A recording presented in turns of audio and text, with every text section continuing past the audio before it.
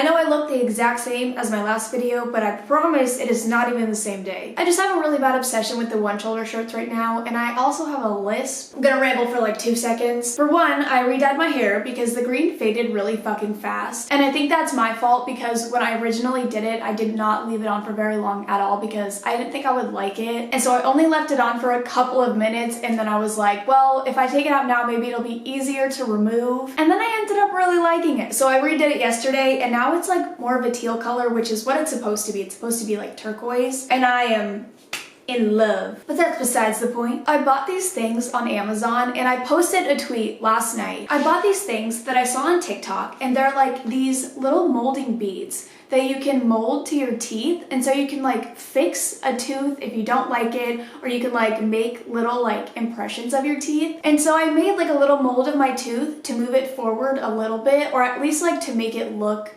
bigger, so it's like push. I don't know how to explain it, but I made a mold of one of my teeth, and I'm not going to tell you which one because it's really obvious once I tell you, and so I'll let you guys use your imagination. I'll let you look, I'll let you examine.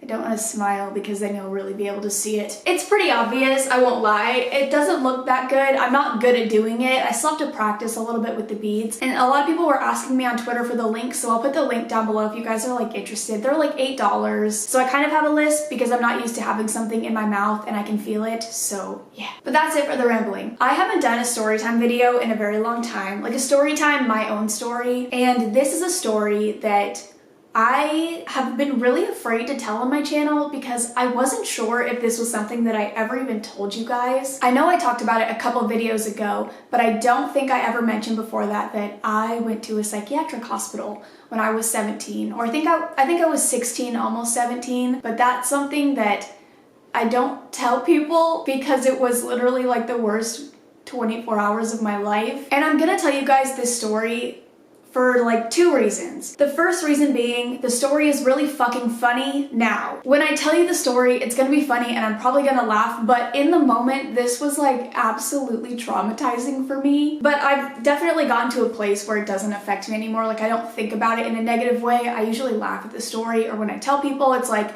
I tell them the funny bits. And the second reason being, if you guys are like me and you have an experience like that, it's something that you'll never put yourself in that situation ever again. Even if it doesn't have to be negative, and even if it could have like an amazing outcome, you won't put yourself in that situation again. And that's not to say that I'm going into inpatient care, but I am doing an outpatient program. But for me, when I thought of outpatient, I kind of connected the two. I just thought about it as like, well, it's gonna be my experience in the psychiatric hospital, but I get to go home at night. And that was like my biggest factor in not wanting to do outpatient care. But now that I'm doing the group therapy, and I did the math, I do like, I think almost 16 hours of therapy every single week. It's the best decision that I have ever made. And I can't believe it took me almost like 10 years to realize that this isn't going to be a bad thing and that I should do it. And my first experience should not affect every decision I ever make in my fucking life in regards to my mental health. My cats are scratching at my door, so I'm gonna let them in. Okay, just kidding. I guess it was a ghost because my cats are not there. And so I want to tell you guys this story, and I want to talk about this fucking stupid experience that I had at this hospital. And then I also want to talk about some of the things that I've learned so far.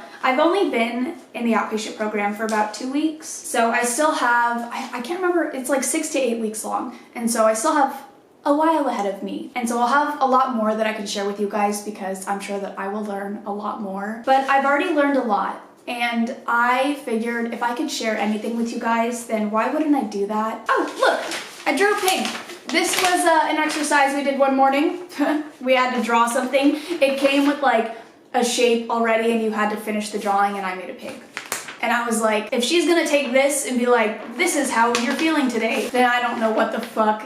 But the only thing I could think of was a pig. So I drew a pig. But it was just an exercise to get us off our phones. So it worked because I spent a lot of time on this bitch. But anyways, I really like group therapy. I really like the people in my group. I don't know if they found my channel yet because they know that I'm a YouTuber. Everyone who works at the recovery center that I'm going to is incredible, and they're so validating. I could tell them that like I found a quarter on the floor and they'd be like, yes, that's awesome. I'm so happy for you. And I'm like, thank you. It's such a nice atmosphere to be in, and it's so different, and it's like it's just so like warming. I don't know. I love it. And I'm so happy that I decided to do this for myself. But now we're going to talk about my experience at the mental hospital. I don't really know what to call it. It is like a psychiatric hospital, but mental hospital is easier to say. This is a trigger warning for suicide. I never actually made an attempt to kill myself. It was more so that I had a plan set in mind. And that's not something that I really talk about either because I am not in that place. And I have never been in that place ever since I was like 16 years old. I've never gotten to a point where like I actually set out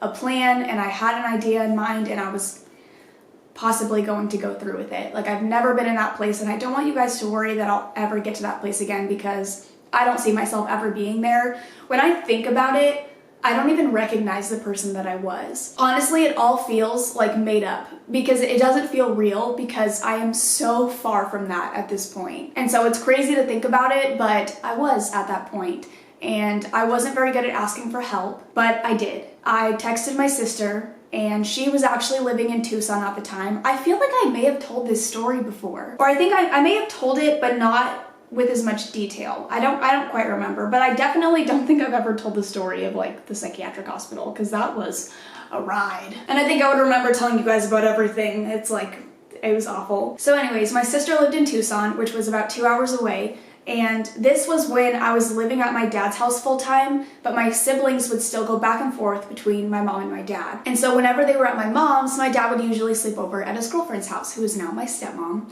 But I didn't mind that. I didn't mind being home alone because I could like smoke or drink or do whatever the fuck I wanted so that I could cope with my problems in a really bad way. So I just like get high all the time. That's when I used to smoke weed. I don't really smoke or drink anymore, but that doesn't matter. I'm gonna ramble a lot because it's a story time, so if you guys aren't used to me rambling, then welcome to my fucking channel. So my dad was at his girlfriend's house, and I was home with one of my friends who was also like severely depressed. And the two of us together, it was a weird relationship. She was my best friend, and I'm still friends with her today. I still talk to her every once in a while. We catch up every once in a while. So she was over at my house, and I feel like we kind of fueled each other's depression a little bit because we both had really bad ways of coping with our depression, and so we would drink a lot. So this night I was really struggling, and I thought to myself, there's a lot of alcohol here. I'm a small girl. I'm just gonna keep drinking to the point where I hopefully don't wake up in the morning. I had also self-harmed, and that's gonna be something that I talk about a little bit because it kind of goes with the story later on. So that's another trigger warning for you. I never cut myself. Like I didn't cut myself with like a razor or a blade or anything like that. I scratched at my arms when I was really anxious or when I was like having a panic attack. I would scratch at my arms until they bled. And that's another reason that I bite my nails. Actually, that's a fun fact for you. I mean, I've been biting my nails since I was a baby. Like I've always bitten my nails, but the reason that my nails are so short most of the time, unless I do fake nails, is because I scratch. Like when I'm anxious, I just kind of scratch, and I don't know why. I don't do it as much anymore, but when I was in high school, it was really bad. And so I would scratch at my arms, and without realizing, I would break skin, you know, I would start bleeding. And so it wasn't intentional, I guess, but it was a form of self-harm. Wow, this is like, I don't know. I feel so weird talking about this stuff because it's like, I don't know, like, if anything is too much, but I don't want to leave out details because I feel like it's an important part of it. Explain to you guys where I was and things that I did and then where I'm at now. But I don't know, I just feel weird talking about it because I've never talked about it like publicly, or I guess on such a large scale before. I've told like my friends and John knows, but I don't know, like my family didn't even really know. Like my brother, I don't think he knew that I went to the hospital until like kind of recently because I didn't tell any of them because it was hard. It was really fucking hard. So I had this plan set in mind, and me and my friend got really drunk. She didn't know about my plan that I was going to continue drinking like after she went to bed. And I got so drunk to the point where I just broke down. And I ended up calling my sister or texting my sister, I don't remember which one, and I told her like I want to kill myself. And I want to do it tonight. And she was like, do you need me? And I said, yes. So my sister drove 2 hours back home in the middle of the night just to be with me. And words can't describe how grateful I am for my sister. Well, I didn't think I would get like emotional. I'm not gonna cry. I'm not gonna cry because I'm not a pussy. Words cannot describe how grateful I am for my older sister She has been there for me through everything, you guys, and she is still there for me every single fucking day. She'll probably come over today. She's always around, and she's somebody that I can always go to. She's like my safety blanket whenever I need help. She's actually the one who got me into the recovery program that I'm in. I broke down to her and I told her, like, I just need more help. Like, I don't even know what to do anymore, and she got me into this program. She's always there, and she always makes sure that she's helping me and that I'm happy, and I am forever grateful. I am forever fucking grateful. I know a lot of people don't have that kind of support, and I will never take that for granted. And I know all of this sounds like really sad right now, but I promise once we get into the stories of like the psychiatric hospital, maybe make you laugh like a couple times. So my sister drives 2 hours in the middle of the night. She gets there and she just hangs out with me. And then she tells my dad in the morning, and I actually had an appointment with my therapist like the next day. And so my sister was like, I'm going with you because I'm going to tell your therapist, or I'm going to make sure that you tell your therapist what happened last night. So we did, and my therapist asked me if I needed help, and I said yes, because I didn't really trust myself, and at the same time, I didn't know what yes would entail.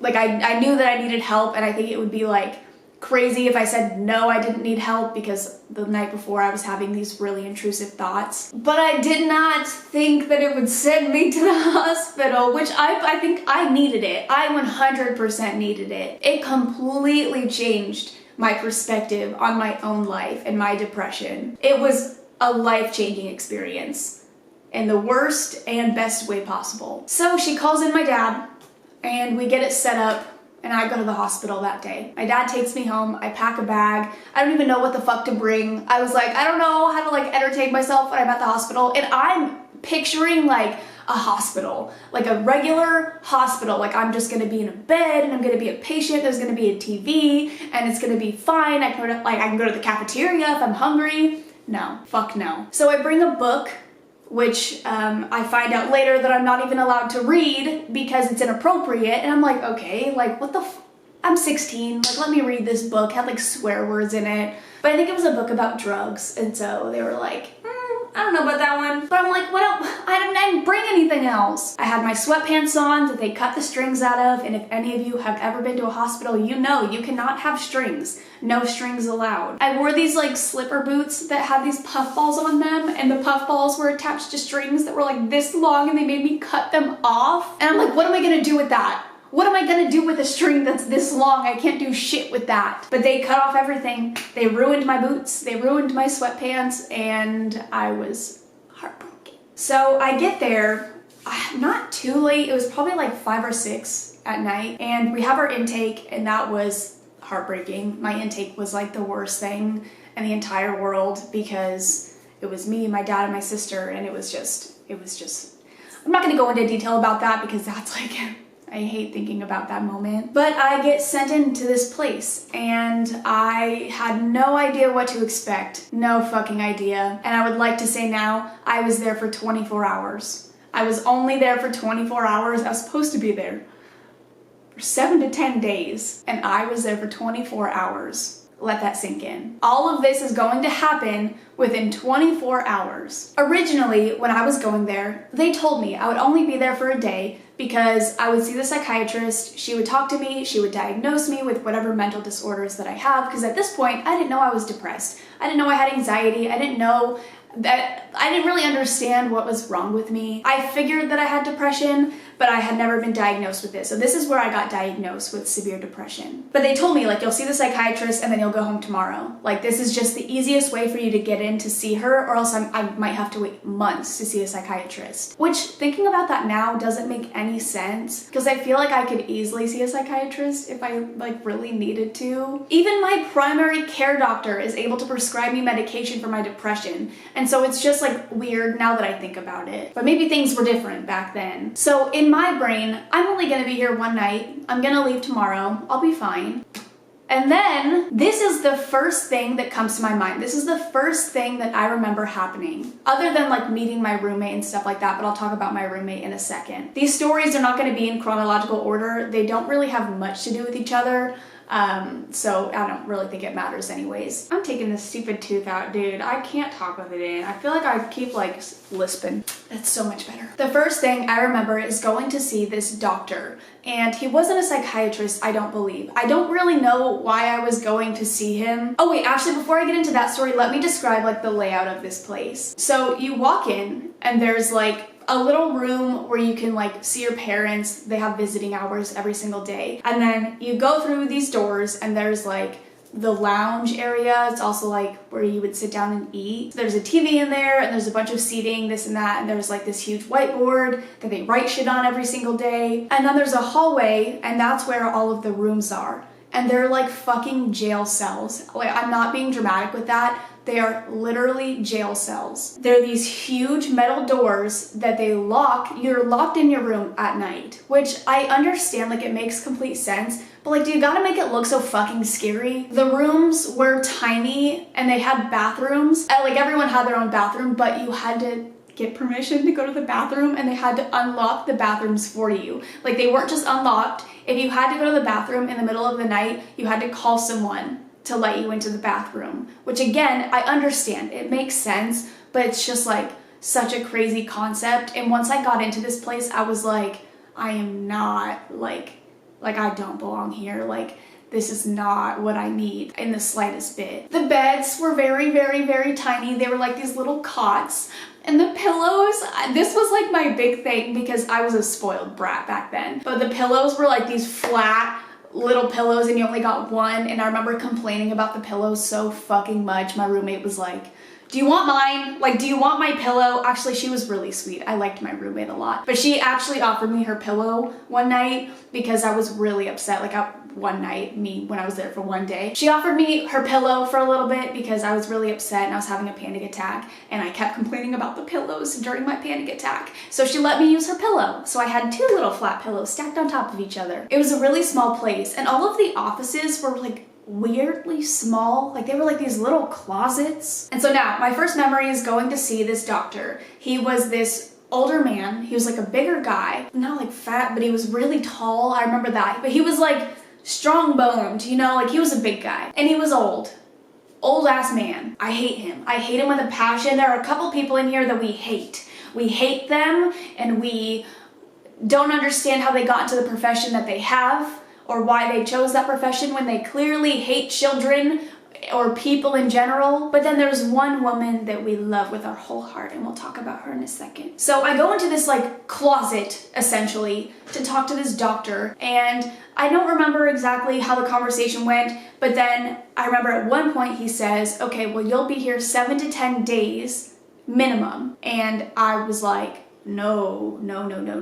They told me I was only gonna be here for a day. And he was like, yeah, that's not how it works. And he was such an asshole about it. And so I started having a panic attack because I thought I was only gonna be there for a day. I'm already struggling. I don't wanna be here. I already feel so out of place. And I'll tell you another story in a second on why I felt out of place. But I'm sitting in this room having a panic attack. I cannot breathe. I am gasping for air. This is the worst panic attack I have ever had. At one point, my dramatic ass is on the floor. I was on the floor having a panic attack, and he is watching.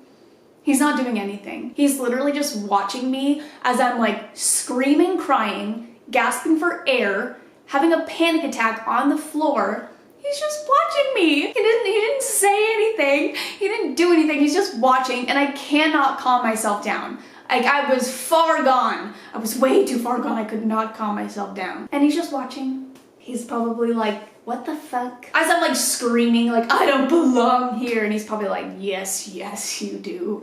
Yes, you are in the right place, sweetheart. And so after so long of him just like watching me die on the floor, he's finally like, do you want me to go get your nurse? And I was like, yeah. You should have gotten her like 10 minutes ago.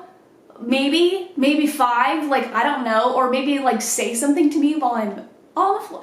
I just can't get over the fact that he said nothing to me while I'm panicking on the ground, having like full-blown panic attack. So he goes and gets this nurse, and we hate her. We hate her more than we hate this doctor. She was such a fucking cunt. So this nurse comes and gets me, and she brings me out to the hallway and I'm sitting in a chair, still crying. My panic attack had like subsided by this point, but I'm still crying and I'm still like, like, you know, like I'm like hysterical. I'm bawling my eyes out. And this bitch tells me, no matter how much you scream and cry, you are not allowed to leave. You're not going to leave.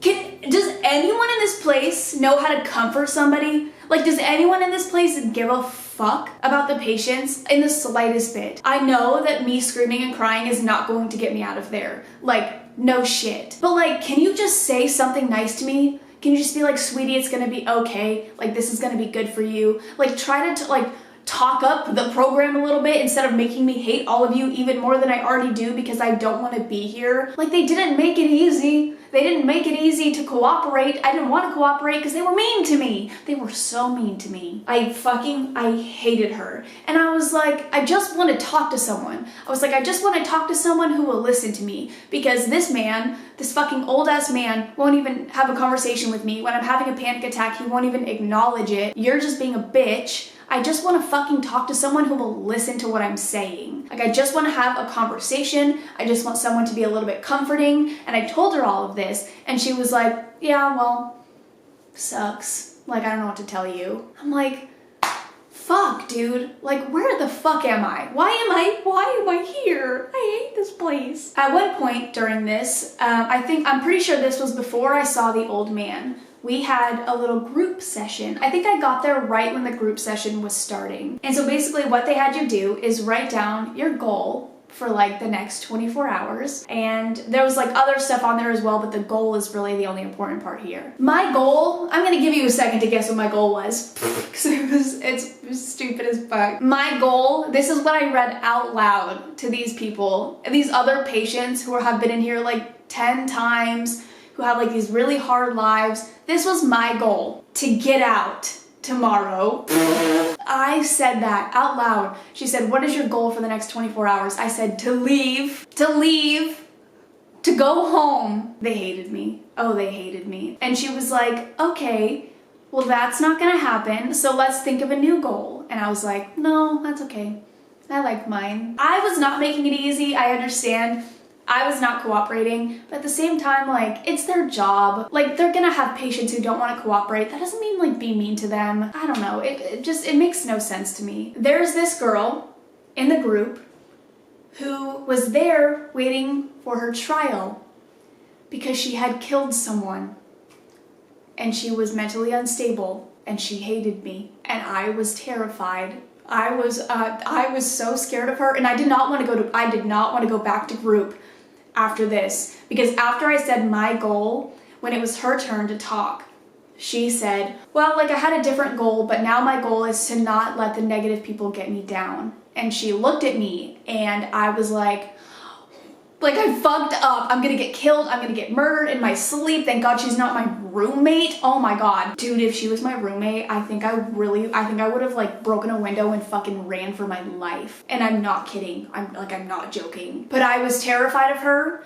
and I knew that I had just like super fucked up. Like, I so badly wanted to be like, I have a new goal. Like, I was just kidding. Like, I promise, I was joking. I'm gonna be here 7 to 10 days minimum, and I'm okay with that. Like, I'm gonna change my whole mood, my whole direction, I don't know the word that I'm thinking of. I'm gonna change my whole perspective on this entire place because this bitch is going to murder my ass and the rest of me. And then at another point, and this was all in like the same night, I had to see the psychiatrist, and I got in to see her like, I mean, seriously, so fucking fast. Like, the night that I got there, I was only there for one night, but still, it was like fast as fuck, boy. And she was also a bitch. She did not help me in any way. She made me feel like she projected so many insecurities onto me that I still hold on to this day. So she did diagnose me with severe depression, anxiety. She didn't diagnose me with OCD, but I actually did get diagnosed finally, at the recovery center that I'm at now, because I've always had an idea that I had OCD, and I usually tell people that I do because a lot of my anxiety actually stems from my OCD, but I finally got diagnosed with it, which is kind of relieving in a weird way. But she diagnosed me with the depression, the anxiety, and then she told me that I was anorexic, and I told her like, no, I'm not. And she was like, well, what do you see when you look in the mirror? And I was like, I hate myself. I was like, I know I'm skinny, but like I've always been really skinny, but I eat like I eat like shit, and I eat a normal amount. Like I was so confused because it was so weird to have someone just tell me like you're anorexic, because I've been called anorexic my entire life. Like people say that I look anorexic or I'm too small and this and that, but I was like, I'm not. Like I don't have an eating disorder. And she was adamant that I did, and she would not listen to me. And that was another thing. Nobody would listen. Nobody would fucking listen to me, and I felt like I was actually going insane being there. Nobody would just talk to me. Nobody would have a normal conversation. They all looked at me as if like everything I say is a lie. Like I'm just making shit up as I go because I'm crazy, and that's why I'm there. I'm just crazy. So she put me on a meal plan, and I had to be watched every time I ate. Every fucking meal, I had to have someone sitting in front of me watching me eat to make sure that I was eating. And then I wasn't allowed to go to the bathroom without somebody with me, just in case. It was the most traumatizing shit because I did not have an eating disorder. I've never had an eating disorder. And that in itself was so fucking traumatizing. I literally had a folder that like I had to bring home with me, and I threw that shit away. I had a folder that had the meal plans and like all of this different shit that I had to follow, or that I was being forced to follow at least while I was there. But I was so confused because I was like, I'm telling you, like I don't have a problem. I'm just naturally really fucking skinny. My mom's really skinny. My siblings are really skinny. Like I can't help it. I eat so fucking much and I cannot gain weight, and I try to gain weight and it doesn't work. And so that's something that I've always been insecure about.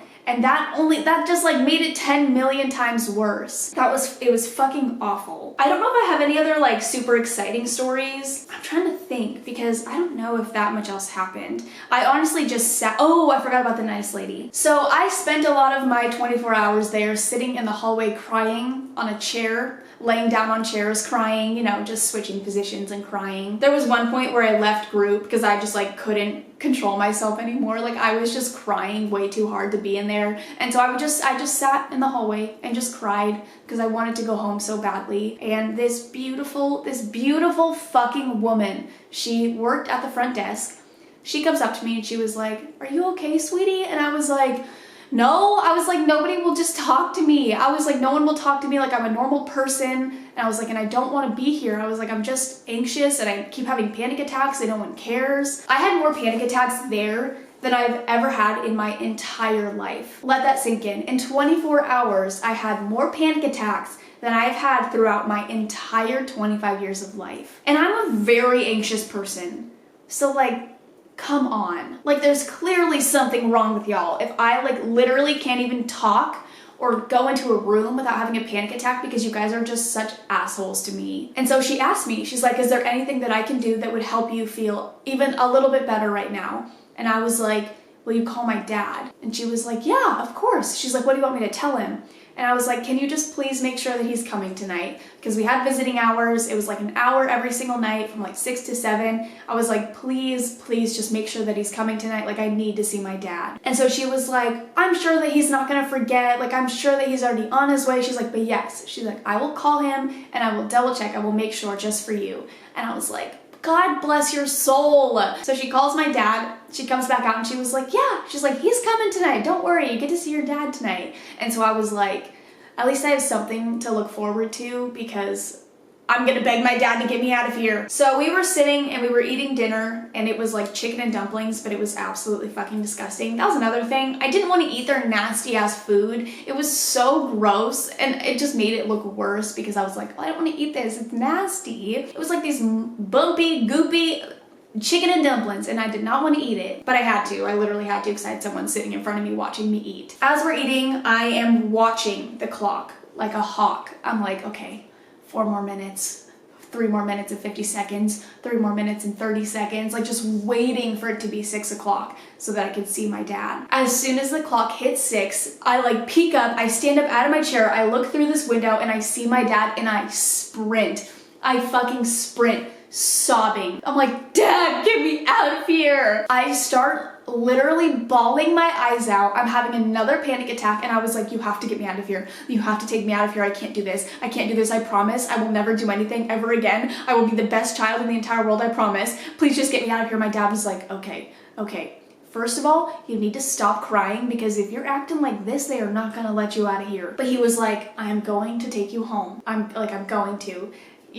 I was worse then than when they had taken me in there. That's how traumatizing this experience was. And so my dad tells them, he's like, I'm taking my daughter home. And they were like, oh, you can't do that. She has to be here 7 to 10 days. And he's like, no, I'm taking my daughter home. And he told them, she is worse now than when I dropped her off yesterday. What the fuck have you been doing to her? And so then they force us to go talk to the psychiatrist, because we had to get permission from her, I guess, to leave. I don't know. And this woman tries to use my self-harm, my scratching against me, which everything they did was so fucked up. But this was like one of the worst things she did, I think, besides the anorexic thing. She goes, have you seen your daughter's arms? And he was like, yeah, I have. And I will take care of her. He was like, she'll come to work with me every single day. I'll have her do online school. She can do her school while I'm at work. He's like, she will not leave my side. But she is not staying here. This isn't for everybody, and clearly it's not helping her, so why would I leave my child here? And so she grants him permission to take me. I leave. We go and we get Sonic. I remember that. And I was like, oh my God, I was so happy to have left there. And it made me really realize that, like, I don't have it bad, you know? And sometimes it takes something like that for you to realize that things aren't as bad as they seem. Seeing all of the other people who were there and hearing their stories, it made me realize, like, I can do this, you know, like, I can get through this, and I'm gonna be okay. And all of these people have been struggling for years, and they've been to a place like this multiple times, and I just realized, like, I'm gonna be okay. Like, I'm gonna be fucking fine. And I won't lie, I mean, my mental health has been very on and off since then. I have random spurts where I'm incredibly depressed and I feel like I can't do anything. But nothing in this world will ever bring me back to that point that I was at when I was 16. And I remind myself of that experience, and I remind myself of the place that I was at, and I remind myself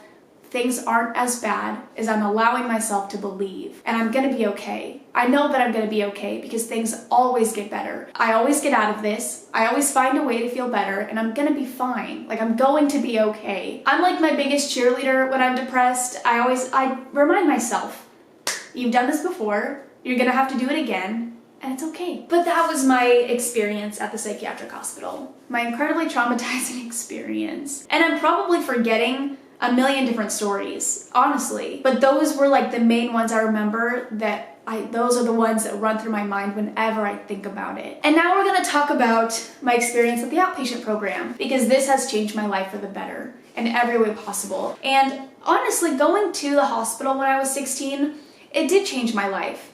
And in some ways, it left me traumatized, but in other ways, it has helped me realize that I'm gonna be okay. And I don't need something like that. I don't need something so intense, and I'm gonna be okay. And I know I've said that a million times, but I feel like it's important to remind yourself that you are going to be okay. I think one of the coolest things that we've learned about, not even cool, but it's like, I guess really interesting, is cognitive distortions. It's like different ways that we think or different ways that we process certain situations that really fuck with our brain, and they tell us a story that's completely untrue. I have a thing with all of them on it, and I'm obviously not going to read them. I'm just going to read off the ones that I guess are more relating to me and I guess would be more relatable on a broader scale. But all these, like, everyone does all of these. We all do this shit. But the ones that I like put a little star next to, the first one was emotional reasoning, and it says, the assumption that emotions reflect the way things really are. I feel like I'm a bad friend, therefore I'm a bad friend. I do that all the fucking time. All the time. Another one that I did was should statements. The belief that things should be done a certain way. Like, I should always be friendly. For me, I tell myself I should always be doing something. And that gets really self-destructive because I don't give myself a break, and that's when I burn myself out. So I go through these depressive episodes, and then as soon as I start to feel better, I feel like I have to be productive 24/7. Like, I cannot take a break. I can't sit down. And that's really damaging for myself because I get burnt out and I go back into my depressive episode. And that's something I've also figured out going to therapy, is that's my cycle. That's my fun little cycle. But if you guys want to look up cognitive distortions, I'm sure you can find all of these. It's really cool to read through them and realize things that you do that other people do as well. Like, these are really common. But what we learned is that you can self-reflect. So you take these things, you see which ones apply to you, you reflect on them, you can change the message that you're sending yourself, and then that will change your values. You have to change your response to failure, and you have to battle the negative thinking. And it's not something that's easy. It's easy to say it, but it's not something that's easy, but it's something that you have to put time and effort into trying to fix and trying to change. Changing the way that your brain works and changing the way that you view things is hard. It's really fucking hard. And it's something that I still have to work on. Like, I have not perfected that. I'm still a very negative person. My brain is wired to be negative because I've always been a negative person. And so it's up to me to rewire my brain and to look at situations differently and to look at them in a more positive way. Instead of saying like, well, this sucks, I fucking hate this. It's like, well, this isn't very good, but what can I do to change it? What can I do to fix it? Oh my god, okay, we watched this video. It was a TED Talk and it was incredible. I want to read this really fast because it applies to the world today. I wrote down, if you're not comfortable having the conversation, you are privileged. The people affected are not responsible for initiating these conversations, and I thought that that was beautiful. I think that really goes along with the Black Lives Matter movement, as well as the infringement on trans rights, as well as Yemen, as well as everything else that's happening in the world, as well as indigenous women going missing. These are all conversations that we need to have, and it should not be up to them to start the conversation. And if you're uncomfortable with the conversation, you're privileged. But that TED Talk was about vulnerability, and I also can't say that word very well. Vulnerability. Being vulnerable with yourself and allowing yourself to be vulnerable so that you can feel deeper emotions. If you're not able to be vulnerable, you're not able to feel joy. You're not able to feel love. You're not able to feel acceptance. And there are so many other things. And it's like, it's this crazy detail.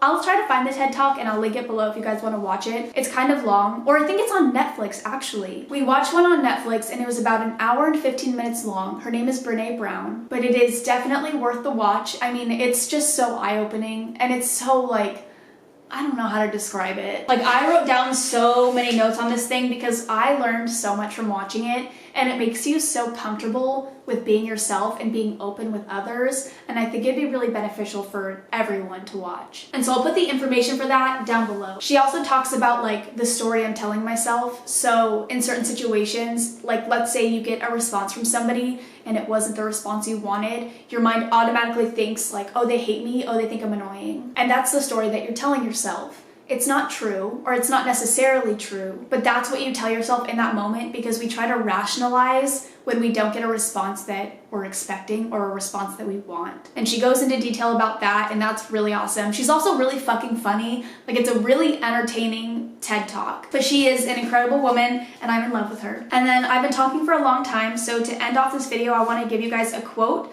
by Albert Camus? I think she said it was Albert Camus. He said, "There is no happiness if the things we believe in are different than the things we do." That was a quote that I pulled from our quote pile on Friday, and I just want you guys to sit and reflect on that because that's what I've been doing. I was honestly shocked when I pulled it out because I feel like it really does apply to me and apply to my life. And it's weird when those kinds of things happen. Like, you just pull something random out and for it to apply to you, I don't know, it just feels like it was meant to be. And I feel like it's a really good quote for you to reflect on. The moral of this video is that it's okay to ask for help.